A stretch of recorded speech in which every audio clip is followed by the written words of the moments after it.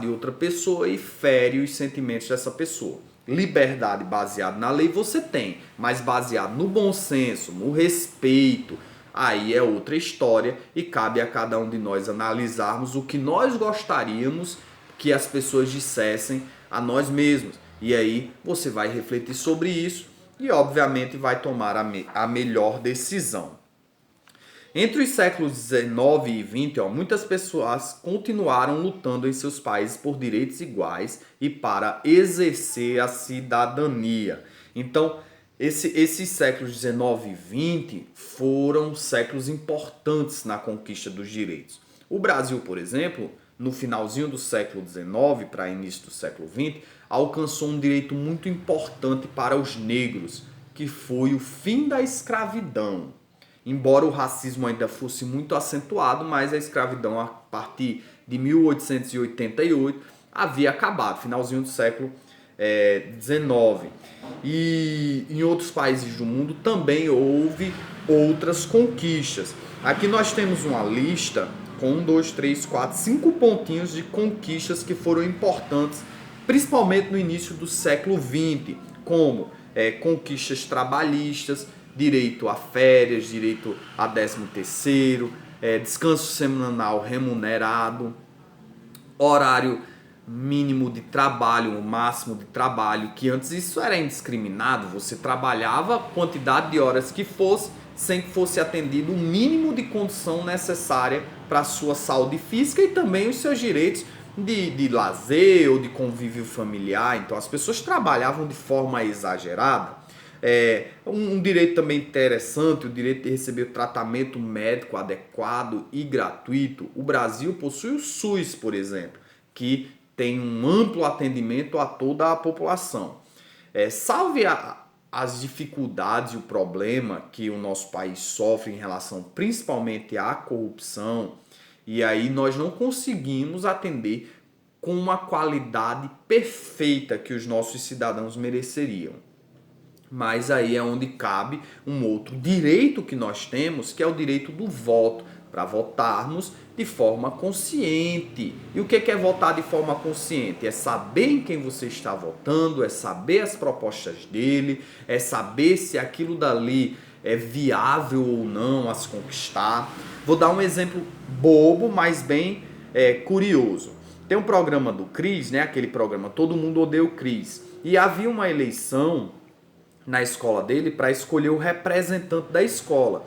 E uma das coisas que foi prometida pelo Cris foi que nos bebedouros haveria suco de groselha para todo mundo.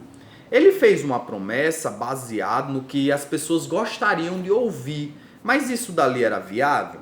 Não, ele não tinha acesso a dinheiro, como é que ele ia fazer uma promessa que ele não poderia cumprir? Então aí é onde entra o momento de nós analisarmos aquilo que os nossos candidatos estão propondo. Um outro direito interessante, que foi uma conquista histórica no Brasil, foi a igualdade entre os direitos entre homens e mulheres, e brancos e negros. Veja bem, o negro ele já havia sido liberto, ele já não era mais escravo no século XX. Mas os seus direitos eles eram muito negligenciados em virtude do preconceito racial. Eles ainda eram vistos por uma parcela gigantesca da população como sendo inferiores. É tanto que o processo migratório que a gente está estudando lá em geografia, no Brasil, cresceu muito com o fim da escravidão, porque os senhores de terra eles não queriam contratar os negros para trabalhar em suas terras. Eles preferiam contratar pessoas vindas de outros países, porque eles não viam os negros como pessoas comuns como eles mesmos.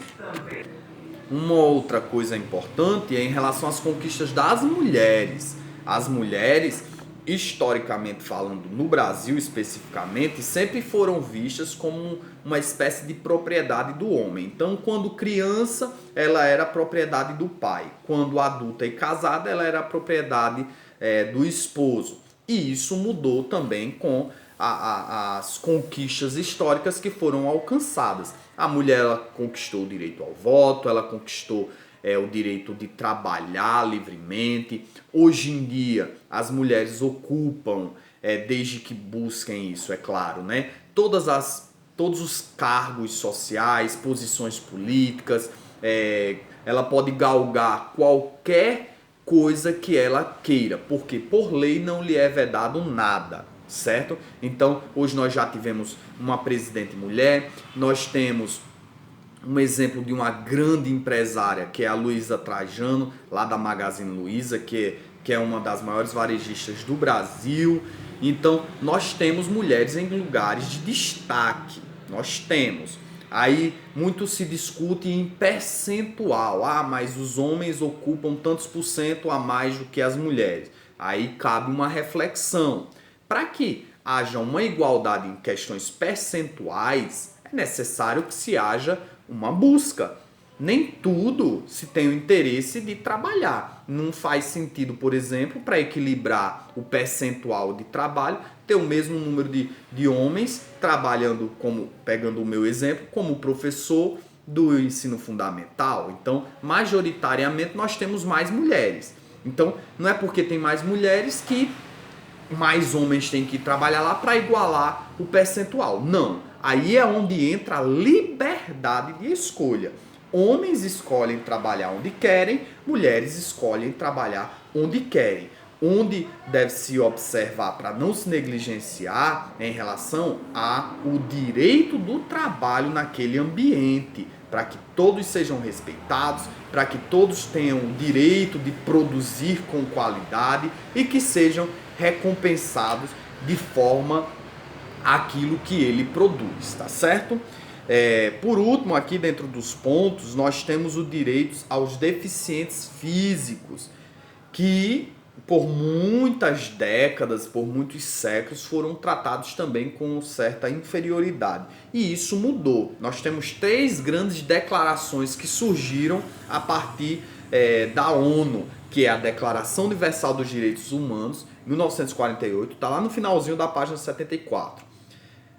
A Declaração dos Direitos da Criança, de 1959, e a Declaração dos Direitos de Pessoas Deficientes, em 1975. No Brasil, especificamente, lá na página 76, nós ainda vamos ter a Declaração dos Direitos da Criança e do Adolescente, em 1990, e a Declaração do Estatuto do Idoso, em 2003. São 2 estatutos, o da Criança e do Adolescente, 1990, e do Estatuto do Idoso, em 2003. E o que é que isso tem como objetivo? É justamente assegurar os direitos para os distintos grupos. Porque a criança ela tem necessidades diferentes do adulto. Logo, precisa de direitos diferentes, direitos e deveres.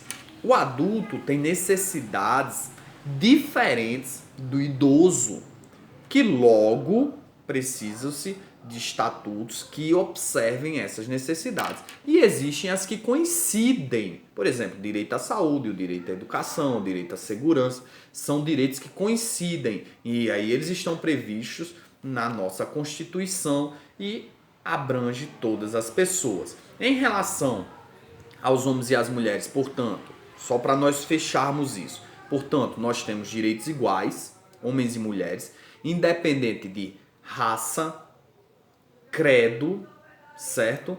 Ou opinião política.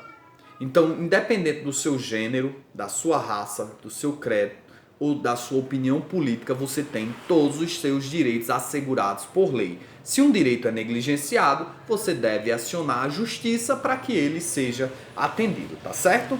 Então, essa aula é uma aula de conscientização e é importante observar que nós precisamos obedecer à lei. Não podemos fazer o que bem quisermos. Nós devemos respeitar o próximo. Não é porque eu tenho direito à opinião que eu devo sair falando as coisas para ofender as outras pessoas. E nós devemos nos posicionar de forma igualitária com todos. Nem se sentindo inferior, nem se sentindo superior, porque somos todos iguais, tá certo?